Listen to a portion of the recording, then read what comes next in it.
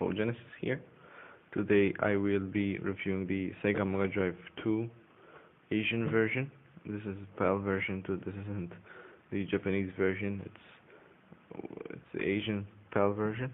So keep that in mind. So this differs a lot from the Model 1. I don't really need to talk about it because most of you know that. As you can see, it's much lighter, it's much smaller, and all that stuff. So what it has, the difference that it has between the European and North American versions are purely cosmetic. There's nothing different in the sound or graphics or all that stuff. So first of all, the power button is usually a actual button, like the reset button, but now it's actually a switch. So now it's off. Oh, it's on. It feels pretty solid too, so that's good. Reset button doesn't click, but that's alright. Reset on and off 16-bit Megadrive 2. Got the usual Sega logo. So now there's a pretty big difference here in the cartridge bay. As you can see, normally this is black or red, I believe. I think it's black, but this one is reddish, kind of pink. I'm not a big fan of that, but it's okay. Does the job. High-grade multi-purpose use, and that's it on the cover. And these versions get scratches really easily. Got some light scratches, really nothing that serious. So controller ports. The back we have the AV input and the AC adapter, and this hole.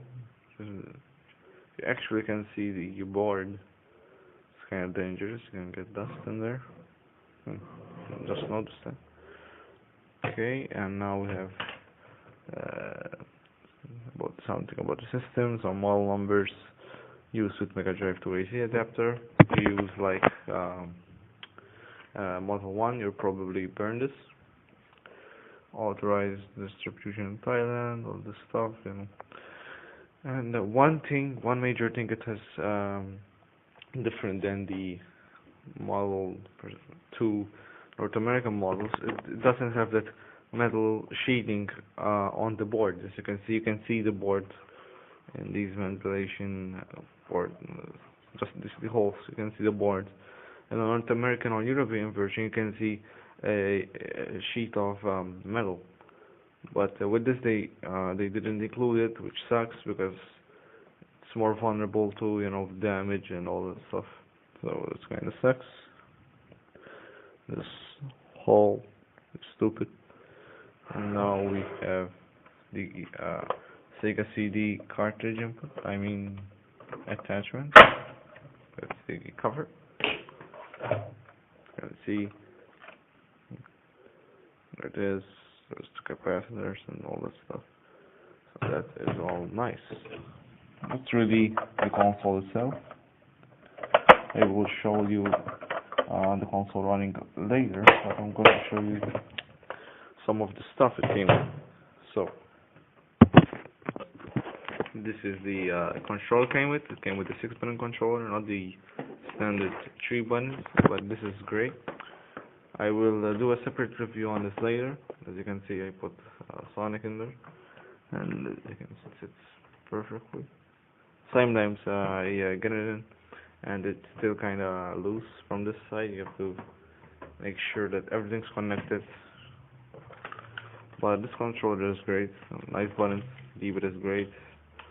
Start button is the usual mode. Well, I'll show you guys in a separate review. So let me show you the box and the manuals and all the stuff that came with the box. So let's see, got the Sega logo, Asian specification, Sega original PAL, sorry, the Asian Megadrive logo, which looks really cool, with the controller, actual console, logo, 16-bit. Got the stunning graphics and dramatic action of 16-bit arcade hits, blah blah blah. Sega high quality computer video game. This side we got basically the same thing. And there's something I didn't. There's some writing on there and sticker. Okay. Uh, the signs are basically the same. Take a look at the back. So this basically tells you what's new with the Model 2 version. It says more compact for easier use. 6-button pad to enjoy high-level games and impressive stereo sound. The Mega Drive 1 actually had better sound since it had a headphone jack on the front and protection for the Mega CD style version and the Asian logo. So Mega CD 2 is real cool. And here's a picture of the Mega Drive connected with 2 controllers and Sonic 2 on screen. So let me show you what's inside. There's obviously no Mega Drive or controller because I took them out. Okay, so just open it like this.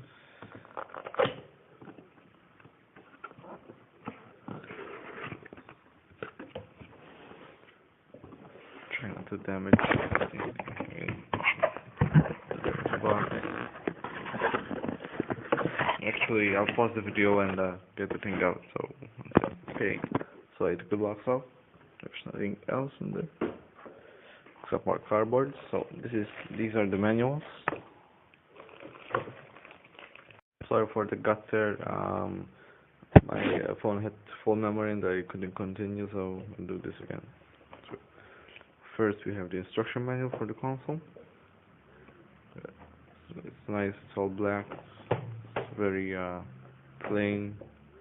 But you really don't need instruction manuals, it's just a nice thing to have. English, Taiwan, Thailand, sorry, all the other languages.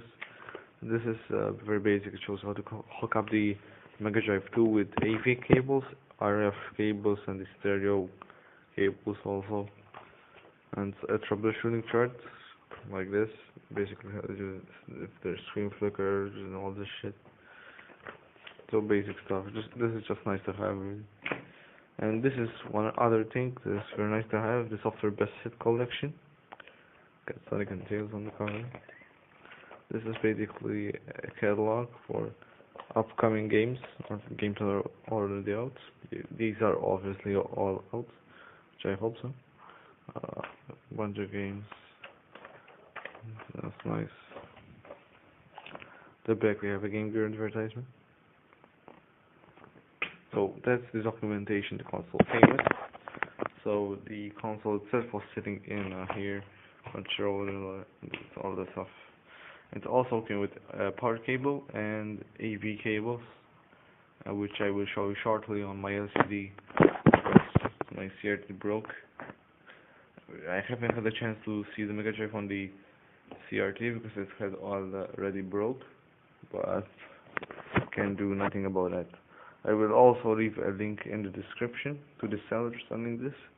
This was brand new. Not exactly brand new. He opened it up just to test it. He has a ton of these in stock. I will check if he still has them, but I will put a link in the description so anyone who's interested can buy them. So let me show you how it works. Okay, so now I will show you how the Mega Drive boots up. So let me put the channel on the video like that. It should have a blue screen like that. Okay, so now we boot it up, so I'll show you the quality on AV cables on an LCD screen. Okay, boot it up, and there you have it.